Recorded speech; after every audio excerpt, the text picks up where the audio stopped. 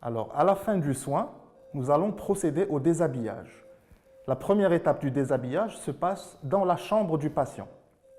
On va commencer par retirer le tablier, la surblouse et les gants dans la chambre du patient.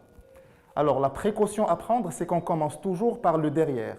Il faut mettre à l'esprit que la face avant des dispositifs de protection individuelle est censée être infectée. Donc, le retrait se fait par le derrière. Donc, je commence par retirer le tablier.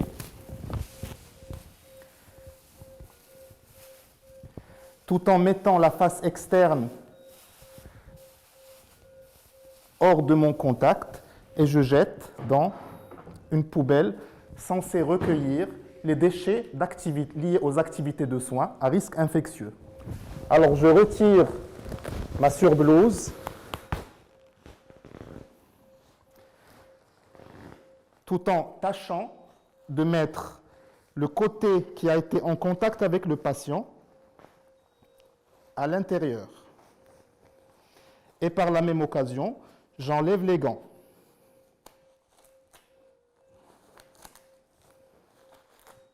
Et je jette tout dans le conteneur réservé aux déchets liés aux activités de soins à risque infectieux.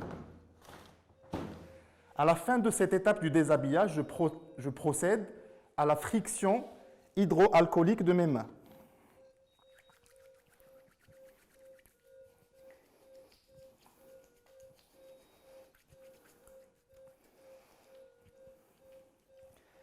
Jusqu'au séchage complet. Maintenant, je peux quitter la salle du patient et procéder à l'étape suivante du déshabillage. Donc, à la sortie de la chambre du patient, je vais encore procéder à la friction hydroalcoolique des mains.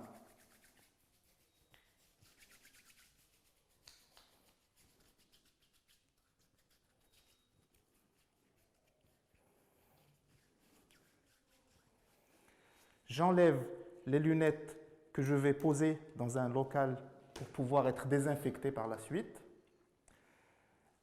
Ensuite, tout en veillant à commencer par l'arrière, j'enlève et le masque et la charlotte en même temps, que je vais jeter dans une poubelle destinée aux déchets d'activités de soins à risque infectieux.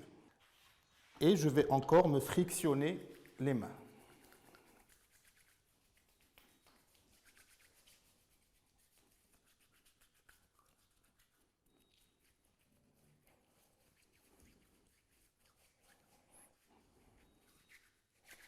Voilà, donc nous avons procédé au déshabillage.